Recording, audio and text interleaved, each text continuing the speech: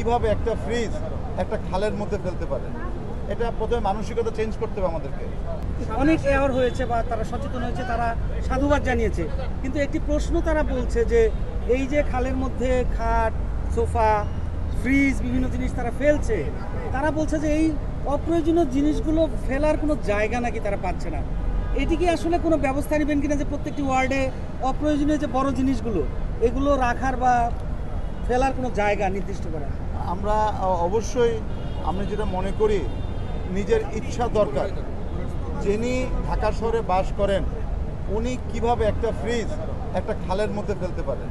এটা প্রথমে মানসিকতা চেঞ্জ করতে হবে আমাদেরকে চেঞ্জ করতে হবে। একটা সোফা কিন্তু কোনোভাবে ফেলা যায় না, জাজিম ফেলা যায় না।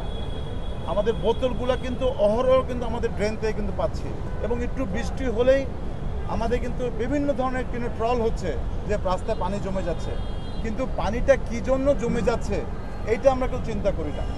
আমাদের এসটিএস আছে, এসটিএসের মাধ্যমে সেকেন্ডারি ট্রান্সফরমেশন স্টেশন, আমাদের মেইন আমরা বর্জ্য যেখানে ফেলি এটা হচ্ছে আমিনবাজার ল্যান্ডফিল, কিন্তু আমাদের বিভিন্ন এলাকাতে সেকেন্ডারি ট্রান্সফরমেশন স্টেশন আছে, ওখানে কিন্তু ইজিলি ফেলতে পারে। এবং আমাদের যখন বিভিন্ন জায়গায় অনেকে কিন্তু বলে আমরা বাড়ি ভেঙে ফেলছি, আমাদের এগুলোকে সরিয়ে দিতে হবে, আমরা বাড়ি চেঞ্জ করছি, আমাদেরকে এটাকে সরিয়ে দিতে, আমরা কিন্তু চলে যাচ্ছি আমরা।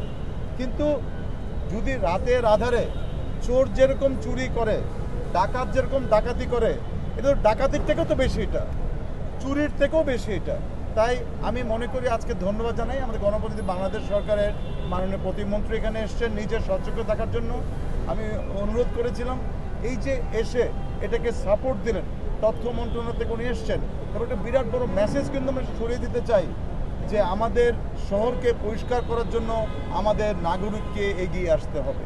আমি ধন্যবাদ জানাই আমাদের বিপ্লব বড়ুয়া আছেন, বাংলাদেশ আওয়ামী লীগের দপ্তর সম্পাদক, মাননীয় প্রধানমন্ত্রীর অ্যাসাইনমেন্ট অফিসার। আমি দেখছি এখানে গাজী মেজবাউল হক সাচ্চু স্বেচ্ছাসেবক লীগের সভাপতি এখানে আছেন, আমাদের ওয়ার্ড কাউন্সিলররা আছেন, এবং আপনারাও আছেন। এটিকে আমরা এখানে ধরে রাখতে চাই, এবং আমি অনুরোধ করব সবাইকে এসে দেখার জন্য। স্কুলের বাচ্চারা কিন্তু আসছে, স্কুলে কলেজের পড়ুয়া আসছে। আমাদের কাজটা কি হবে? এই শহর আমাদের, এখানে আমরা থাকি, এখান থেকে উপার্জন করি, এখান থেকে পড়াশোনা করি, আমাদেরও কিন্তু দায়িত্ব আছে। দায়িত্বটা কি? নির্দিষ্ট ময়লাটা নির্দিষ্ট জায়গায় যেন ফেলি, না হলে অল্প বৃষ্টিতেই আমাদের কিন্তু ড্রেনগুলো আটকে যাচ্ছে, খালগুলো আটকে যাচ্ছে। এখানে কিন্তু দুই ধরনের চ্যালেঞ্জ আপনারা দেখেছেন, যেখানে কিন্তু গাপ্পি মাছ আছে। মাছ যদি পরিষ্কার পানি পায় তাহলে কিন্তু মাছ কিন্তু বাঁচবে, এবং সেই মাছ কিন্তু আমাদের লার্ভা খেয়ে ফেলবে। কিন্তু আমরা তরল বর্জ্য যেরকম করে ফেলে দিচ্ছি, আমাদের মানুষের বর্জ্য আর কঠিন বর্জ্য কিন্তু আমরা ফেলে দিচ্ছি। অর্থাৎ দূষণ কিন্তু দুইভাবে করছে, এটা হলো মানুষের বর্জ্য আর হচ্ছে হলো কঠিন বর্জ্য। দুইটি জন ফেলে দিচ্ছে, ইট ইজ ইম্পসিবল সিটি কর্পোরেশনের জন্য। আমি এখন বলেছি যারা যারা বর্জ্য ফেলবে, আমরা যদি দেখতে পারি চোর চুরি করলে যে আইনের ধারায়, ঠিক আমিও মনে করি এটা একটা বড় ডাকাতি। আমরা দেখেছি যে আপনি এর আগে প্লাস্টিকের পণ্যগুলো দিয়ে প্রদর্শনী করে দেখিয়েছেন।